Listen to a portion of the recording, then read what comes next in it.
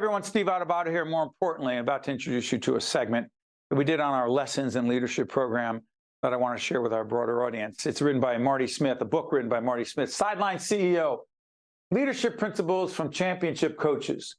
Marty Smith works over at ESPN, been a broadcaster there for about 15 years. Marty talked to the greatest coaches in college sports. Nick Saban down in Alabama, a whole range of other coaches across the country. And he really tried to ask them, what's the connection between coaching and leadership? How is it different coaching today in college sports with the transfer portal, what it is? Kids can leave very quickly, go other places. Coaches could have done that or did do that before and left the kids they recruited high and dry. Name, image, likeness. Athletes getting paid for their name, image, and likeness, whether you agree or not, that's what it is. So the question is, what's it like leading and coaching in college today, in college sports today? Well, Marty Smith talked about it, and that's why we wanted to share it with you. Lessons in Leadership is pleased to welcome Marty Smith, ESPN host and the author of Sideline CEO, Leadership Principles from Championship Coaches. Marty, good to have you with us. It is such a blessing to be here. I appreciate y'all offering me the platform to share about it. Thank you. You got it. First off, how'd you get into broadcasting? Dumb luck.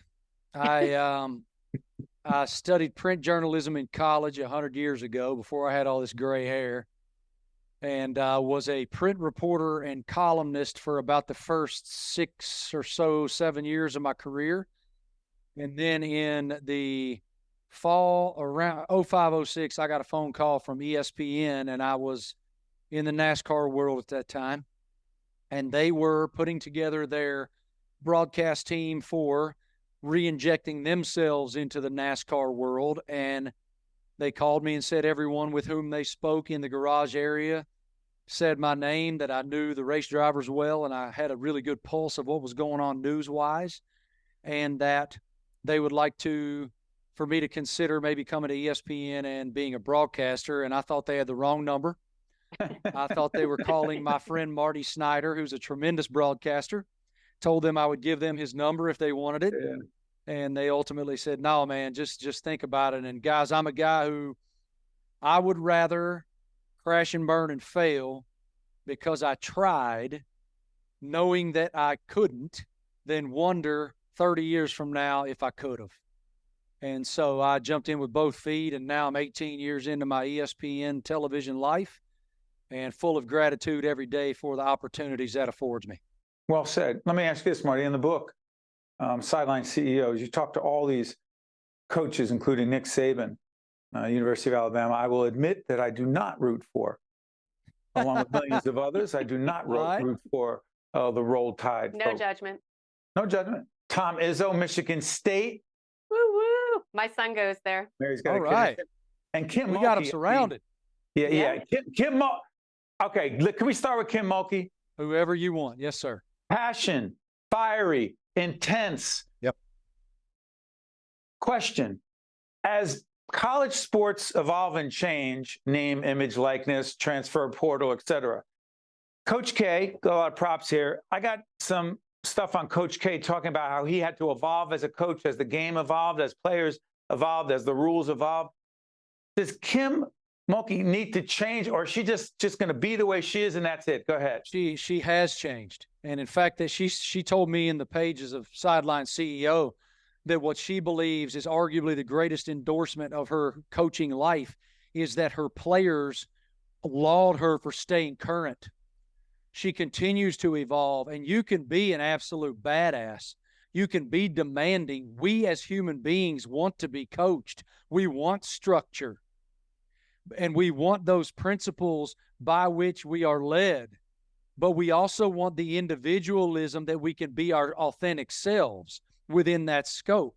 And she told me in the book that her players love that she allows for all of that. And she is flamboyant, and she is passionate, and she is gritty. And I love every bit of that.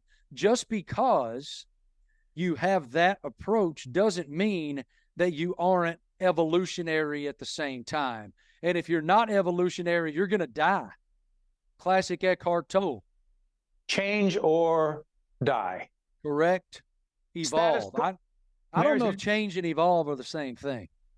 Okay, I don't want to play word games. You differentiate. Go ahead. I think evolution is continuing to grow yourself within the core principles of who you are. Changing is altering the core principles. Hold on one second, Mary, as you jump in here. Elvin Badger, our director, told me about a year ago, Steve, you came in with a crappy attitude. You started the day off. He's tired of me talking about this, and he challenged me, and he said, when you come in like that, it ruins the rest of the production day. And I had to, other than being angry with him, but there is no better director, so I couldn't fire him. So I had to change.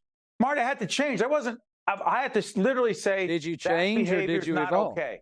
Go ahead. Did you change the core way that you do your job? I changed the core way I approached my job. You evolved as a human being. All right, Mary, jump in, because I am loving. I want to have you on with us like all day long. I am just grinning from ear to ear. But I agree. But I want to go back to something you said that just kind of rang true with me a little bit, talking about the authentic self. How can there be an authentic self, but also have a team culture, right? Tom Izzo, I know, obviously, out of all these coaches, I'm not a huge sports person. Obviously, I've got my Yankees and the Giants, and I watch them. It hurts. But as far as Tom Izzo goes, from what I see here, he's like the genuine, real deal. Yeah, But he is. Yeah, but how do you encourage your individual teammates to be authentic while also being a team? How does that go hand in hand? Don't they kind of? That's a great question. I think that you have to establish a culture, which the culture is the energy that everyone in the building is walking around in every single day. But it's incumbent upon the leader of that culture to meet everyone where they are emotionally as an individual. And if you do that and you look, there's rules. You can't just be, it can't be the Wild West in terms of your personality or your authenticity. You have to fit within that structure. But at the same, I would say, kind of guardrails are important in order to establish and sustain excellence. But look at Deion Sanders right now in Colorado. Like what he walked into an irrelevant culture and flipped it immediately with his personality, with the fact that he injected hope and belonging, not only into the program, into the university, into the state of Colorado, but into every single kid that's on that roster. Yeah, you can't not watch it. I mean, plus his eyeglasses are always really cool. So biggest story in sports. Exactly. And it doesn't matter that as we do this program at the end of September, they're 3-1. It doesn't even matter where they where they wind up at the end of the season. But correct. To me, Deion Sanders is an extraordinary example of a dynamic, fiery, passionate, take no prisoners leader who said, listen, we're going to start from scratch. And people say, I can't start. No, he started from scratch. No matter what happens, it's a dramatic improvement. I'm going to come back to something, Marty. Do you believe that coaching as a leadership paradigm, that coaching players on the college level is dramatically different because of name, image, and likeness and the transfer portal, in that you invest in someone, just like we lost a couple of talented people in the last few years, gone, right? But in college sports, it feels like that person could leave immediately, and you invest in them. That how the heck do you build a team with a future with very little stability because someone can go like that? Go ahead. It's a great point, and I think that most coaches at the Power 5 level specifically are still trying to figure that out. I think it's that's the most elite level. So go ahead. Yeah, I'm sorry. Yeah, at the top of college football, it's permeated most of college football, because let's say you're a young person who just missed on Power 5 and you've had a great career in the group of 5, and your dream has always been to go to the top level. You now have the opportunity to do that because you're a developed player. But I think that, again, going back to kind of the culture that Nick Saban, for example, is the standard. Alabama is the standard. He's created a culture where he makes it about the player. Do you want to go to the NFL or not? Do you want to do whatever it takes every single day and have the self-accountability to demand greatness of self in order to achieve the dreams that you have? I can give you the way, I can show you, but it's on you in order to do it. And so the answer to your original question is, yes, they've had to change. Yes, it's different. Yes, they're still working through the vast differences of kids can just leave. But then there's the rebuttal on the other side of that is coaches have always been able to just leave. That's right. Which leaves those kids, those young men and or women. Young men, right. Young men. And women who played sport. That's it. Where's my coach? You recruited me. You talked to my parents. You told them you'd take care of me. Now you're gone because you got a better deal? That's right. And it is interesting, though, this is the most transformative moment in the history of NCAA athletics because of NIL portal, conference realignment, all those things happening at the same time. That's right. And I do believe that the players deserve the right to benefit from their name, image, likeness. But let's be real here. What it was established to be was to benefit off your name, image, likeness. What it has become is pay for play. Yep. I tell you what, Mary, let's make sure we use this segment on the public broadcasting side too, because there are societal issues, leadership issues, sports issues, cultural issues, financial, a lot going on. The author is Marty Smith. By the way, forward by Tim Tebow. Fascinating, not just athlete, but just a really interesting guy. Sideline CEO, leadership principles from championship coaches. Marty Smith, thank you so much, our friend, and we look forward to having you on again.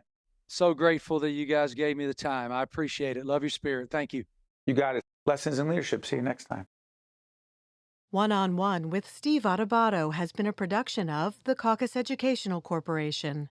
Funding has been provided by Kane University, Atlantic Health System, the Northward Center, New Jersey Sharing Network, Wells Fargo, the Healthcare Foundation of New Jersey, PSC&G, PSC, and by the New Jersey Economic Development Authority. Promotional support provided by NorthJersey.com and Local IQ, and by BestOfNJ.com. I was diagnosed with cystic fibrosis when I was 2. It's hard to grow up with CF. But I have an awesome care team at Goryeb Children's Hospital, helping me do the things I want to do, like play lacrosse. And now I've been recruited to play in college. Where you go for pediatric care matters. Atlantic Health System, because every moment is a moment that matters.